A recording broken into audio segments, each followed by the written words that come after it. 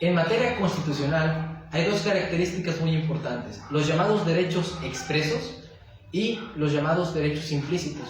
Los derechos expresos son esos derechos que están escritos en la Constitución, por ejemplo, derecho a la protección de la salud, derecho al trabajo, derecho a la educación. Son derechos que están escritos de alguna manera en la Constitución, a diferencia de los derechos implícitos, que son aquellos derechos en los cuales no están escritos en la Constitución, mas sin embargo son creados por los jueces a través de la argumentación jurídica en el ámbito de alguna ejecución de sentencia. Lo interesante de todo esto es de que no siempre son los mismos derechos, dado a que siempre se enfoca el caso en concreto en el cual se esté trabajando, se esté llevando a cabo. Un ejemplo de esto pudiera ser el libre desarrollo de la personalidad, que es un derecho que no está en la Constitución, que sin embargo fue creado a través de la argumentación jurídica y que ha sido de mucha importancia y relevancia para nuestro máximo tribunal de la República. Un derecho muy novedoso. Pero tanto los derechos expresos como los derechos implícitos tienen fuentes de donde son tomados estos tipos de derechos. Entonces, tanto las constituciones estatales como federales, así como también los tratados internacionales de los cuales México forma parte, y ha firmado y ha ratificado, por supuesto, también las comisiones estatales de derechos humanos forman un papel importante en cuanto a la aplicación de cierto tipo de derechos.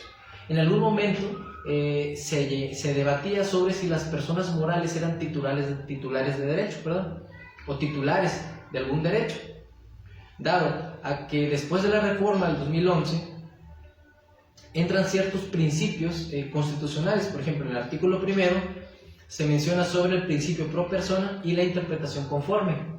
Entonces, cuando se aplica este principio, un ejemplo en términos generales, el principio pro persona, en términos generales podría explicarlo que es donde ya no se aplica la norma que jerárquicamente esté, sino la norma que mayormente proteja el derecho en cuestión. Este sería, en términos generales, algo lo que significa el principio pro persona.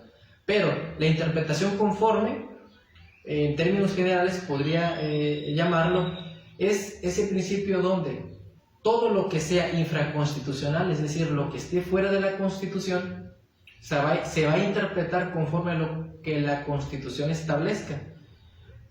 Algún dato jurídico que sea en contra de la Constitución, pues debería de ser anulado. Esto es enfocado a lo que nos menciona la interpretación conforme, plasmado en el artículo primero constitucional. Así se daba lugar en ese aspecto. Estos principios daban lugar a que las personas morales tuvieran cierto tipo de derechos o fueran titulares de derechos. Por ejemplo, el derecho a la propiedad privada, el derecho a la inviolabilidad del domicilio, etcétera, etcétera. Eran derechos que daban lugar cuando se aplicaba este principio. Pero México tiene tratados internacionales firmados y ratificados. Por ejemplo, la Corte Interamericana estipula en uno de sus artículos que solamente eran titulares de derechos las personas físicas, más no las morales. Entonces, era algo contradictorio a lo que el sistema constitucional de nuestro país estaba llevando a cabo, en beneficio de las personas o los titulares de cierto tipo de derechos, obviamente. Pero la Convención Americana de Derechos Humanos, su artículo 29, establecía o establece que todos los países que formen parte de la Convención pudieran dar un argumento en cuanto a la ampliación de cierto tipo de derechos, pero siempre y cuando se iba a dar ese argumento de manera interna, es decir, dentro de cada país. Y ese artículo de la Convención daba lugar a lo que estipula el principio pro persona, plasmado en el artículo primero constitucional, sobre si las personas morales pudieran ser titulares de derecho o no titulares de derecho.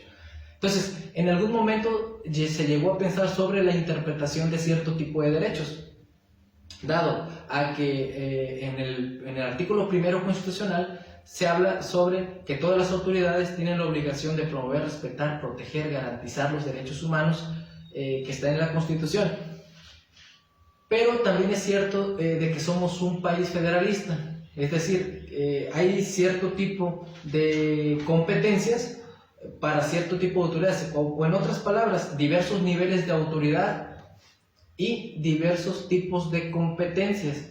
Por ejemplo, si hablamos de un derecho a la protección de la salud, pues obviamente no te lo va a otorgar una Secretaría de Educación Pública, porque no es su competencia. Y esto lo estoy hablando en términos generales, es un ejemplo donde pudiera entrar el término de competencias en cuanto a la interpretación de cierto tipo de derechos, porque no todos los derechos son necesarios que cierta autoridad te lo cumpla, vaya, o proteja ese tipo de derechos, porque no está en el ámbito de su competencia, de alguna manera, por así decirlo. Y esto da lugar a una interpretación de la cual nuestra Suprema Corte de Justicia nos habla en ciertas o en diversas sentencias, que por el momento no tengo el número de sentencias, pero que es muy importante poder entender y comprender los alcances tan innovadores que ha dado nuestro máximo tribunal de la República, para tener un conocimiento un poquito más claro sobre lo que es los derechos en cuanto a la interpretación, ya sea expresos, ya sea implícitos, si puede un juez crear derechos o no puede un juez crear derechos, cuál es el procedimiento que se debe llevar a cabo, etcétera, etcétera.